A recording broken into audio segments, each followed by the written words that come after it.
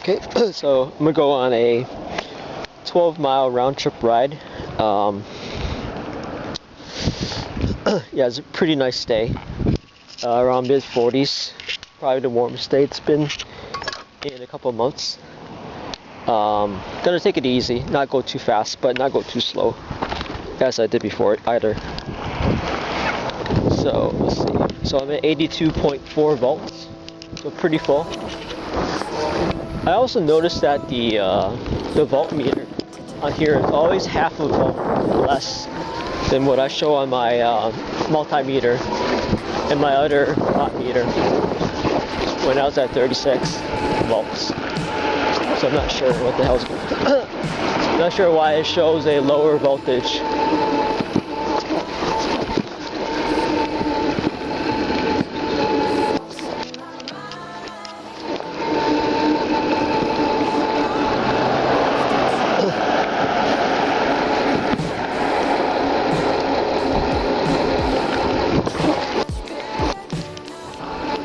So I'm in third gear.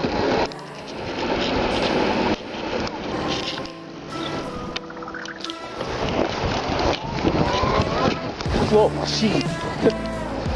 Well, I wheelie there.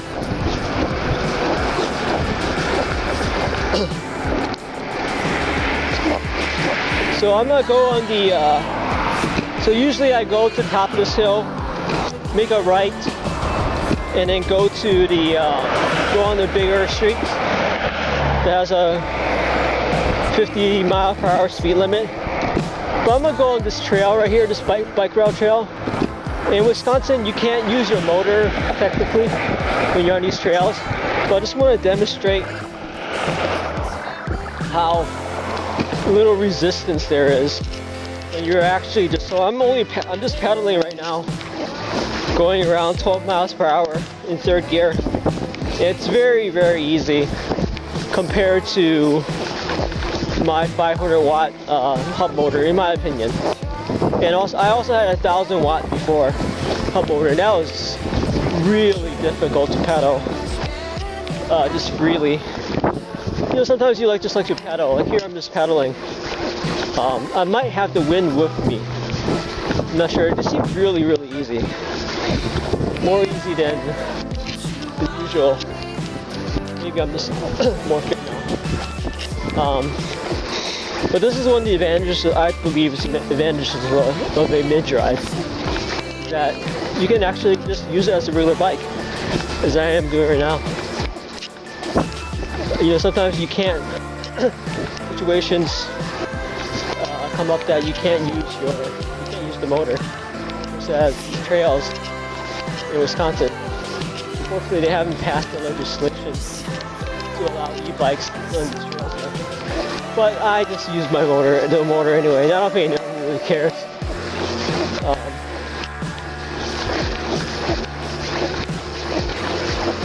But you know, so you can also, you know, you can use the bike as it's intended to be used, as an exercise machine for transportation.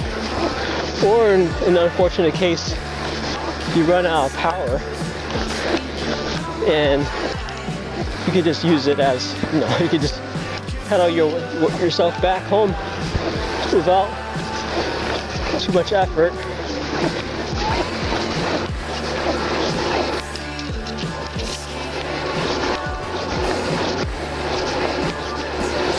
So I am giving it a little bit of juice at the moment, because I don't want to end up at the store sweaty.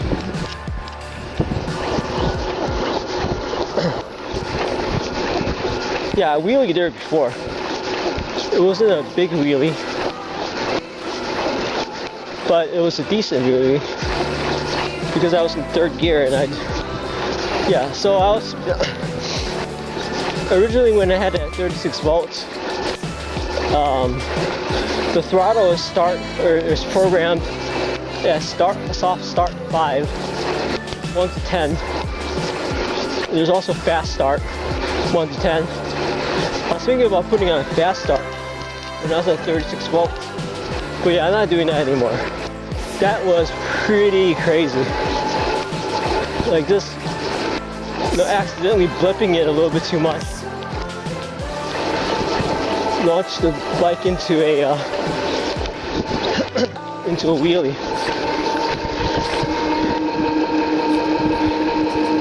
So there's really no, I don't know, I'm surprised there's no bikes on the trail today. It's just the nicest day in a very long time. And traditionally in Wisconsin, January is much more colder than December. So we only have January, February. So we only have more cold weather coming. So it's, it's great to take advantage of this nice weather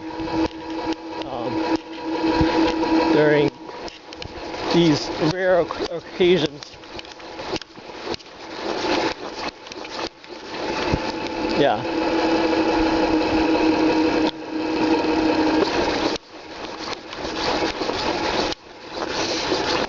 Yeah, I'm just pretty much just pretending to pedal as I'm passing people.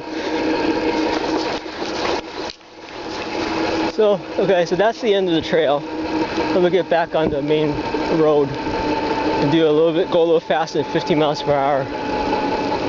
But here's a pretty sizable hill that I had to go up before I get back onto the main road. Oopsie, there I got. I was a little more careful there with the throttle response.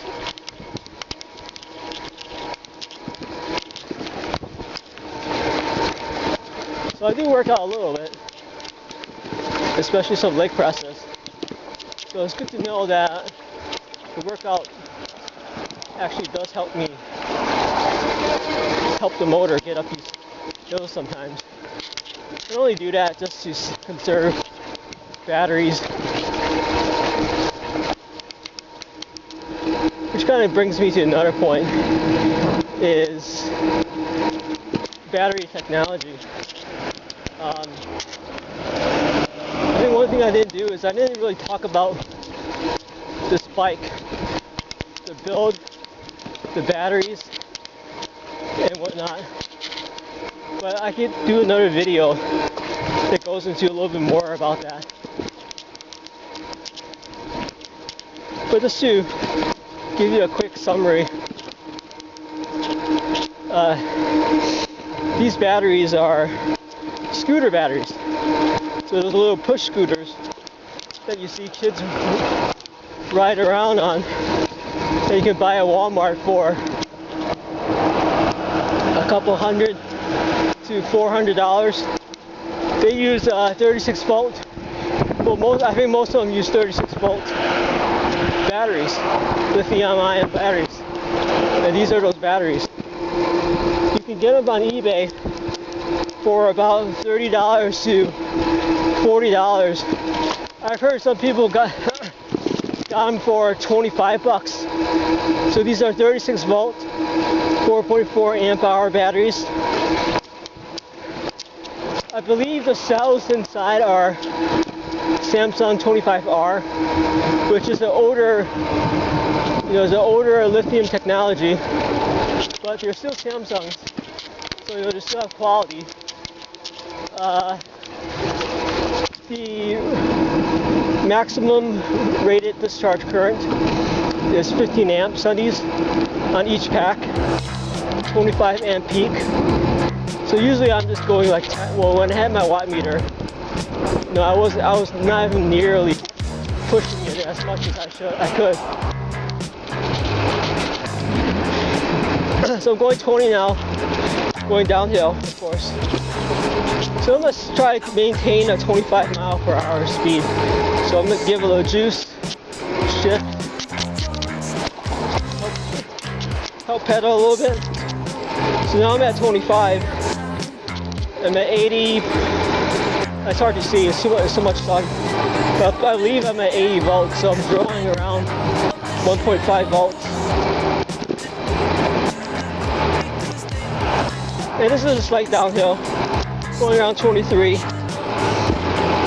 Not really in an aggressive position that or not tucked or anything. Yeah, so these batteries are scooter batteries. And and their value is extremely high. They're not the best batteries because they're 725R batteries, which is the older technology. And what I mean by older is that the newer lithium batteries from Samsung and Sanyo and Panasonic, they do not have a negative discharge or negative amp draw to capacity curve. What I mean by that is that the more amps that you draw on the batteries for these cells, the less the capacity becomes. So they have it, the new batteries do have it, but it's very, very minimal. I saw the graphs. They're very, very minimal compared to these batteries. These batteries suffer greatly from that kind. So that's why I don't really like to push it that much. That's the reason why on these batteries. So, you know, you get what you paid for, but for the value, for what I paid for, I think it's a really great bargain. Great starter batteries.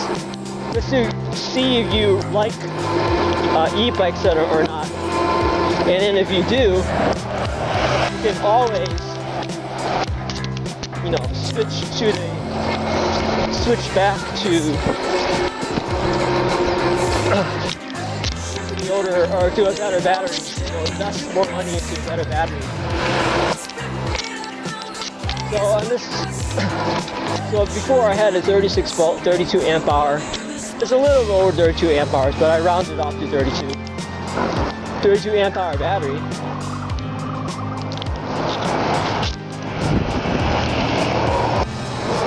And so those are two batteries, those two boxes that you see. Each of them are 16 amps. So I wired them together in series to create 72 amps, which is the current configuration.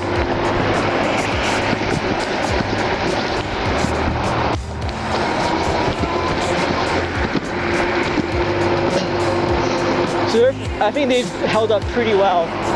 I think I put at least 2,000 miles on them so far. And they've been doing really, really well. But anyway, going back to the battery discussion, there's a company in Estonia called Cyclone Technologies. They specialize in ultracapacitors. And you know, I'm not the greatest technology person, but an ultracapacitor, you're able to charge an ultracapacitor much, much, much faster than the lithium. Because an ultracapacitor relies pretty much on static electricity. So you can just dump a lot of electricity into there at one point, while a lithium battery relies on chemical reactions to store the electrical energy. The ultracapacitor can also discharge power much, much, much more faster than a lithium battery can, safely, that is. So what does that mean for e-bicycles or e-bikes and electric vehicles?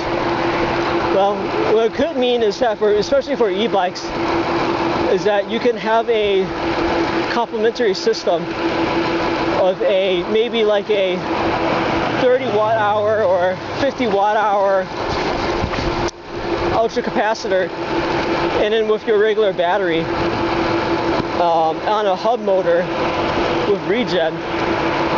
So you'll charge up, so let's just say you charge up your ultracapacitor and your lithium battery. So when you're accelerating up to, you know, maybe let's just say 50 miles per hour,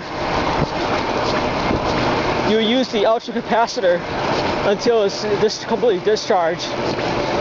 And then you can switch over to the lithium. And then when you're doing regen braking, you can dump that power back into the ultracapacitor first, and then into the lithium.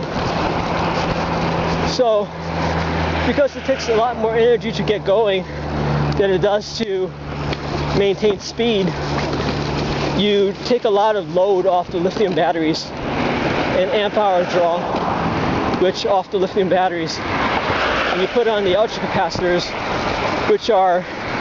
which have millions and millions of discharge cycles. So they're well suited to do something to doing something like that.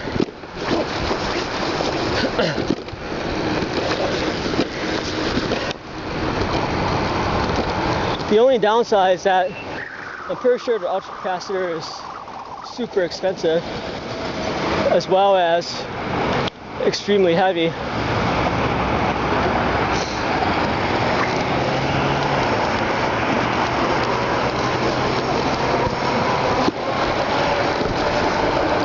So you have to work that in. But I think we're getting there. You know, obviously the first lithium battery it's pretty damn heavy too. So yeah, I think that's definitely something to look into in the future for bike manufacturers, for e-bike manufacturers. So going up this hill now, it's a pretty steep hill. Well, on a really nice road though. There's really little rolling resistance on this kind of pavement. So I'm drawing down to 79.8. I'm not sure what my resting voltage is because it's difficult to see the LCD when it's so bright like this.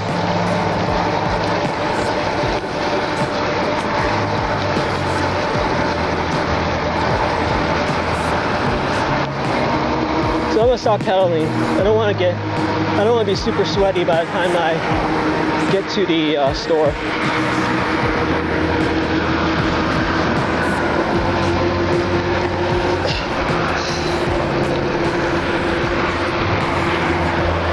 So yeah, that's something to consider. And in my opinion, there's a lot that can be done in the big e-bike space at the moment. There's a lot can be done in terms of a mainstream e-bike. You know, obviously, if you have a 3,000 watt e-bike like this one, or 2,000 even, or 1,500 watt even, or of course 10,000 watts, as in the Vector Cyclone or Typhoon. You know, that really doesn't apply.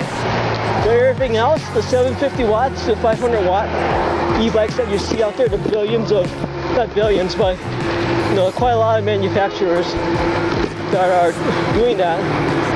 There's a lot you could do right now. I just don't think those manufacturers have caught up to the technology and the demand, the power demand that that can be done. And it's not only just power demand, it also efficiency is also. So, you know, I hope to make an e-bike, commercial e-bike one in the future. That's a little bit different, just from what I'm saying at the moment. But I guess we'll see.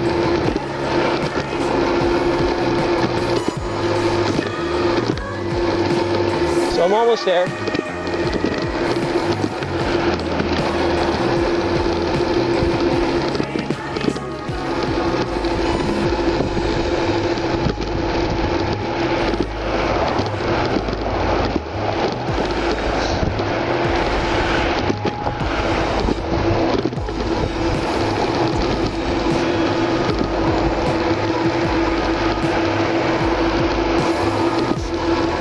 So going around 20 in third gear. Not really going too crazy. It's a nice day, so I am pedaling quite a bit too before.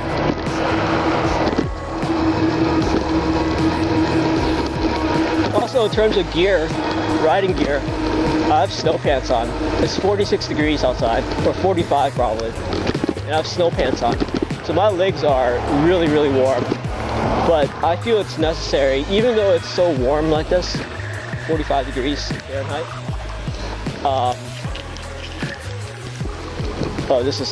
I'm gonna go real slow because I'm not sure if anything's slick here. Yeah, so I fell on this bike, not with this kit, with my old 500 watt e-bike before. I was doing something stupid. I was trying to do a motorcycle knee, deep lean curve turn. Yeah, that didn't work. Yeah, I spilled out, not going very fast, but I hurt my wrist quite a bit. So that's why I still wear wristbands. And so I don't want to, on these tires, these default cheaper tires, yeah, I'm not going to do that. I don't want to do a lean, but anyway, we're here. I'll catch back to you guys when I'm done. So I'm at 80.7 volts.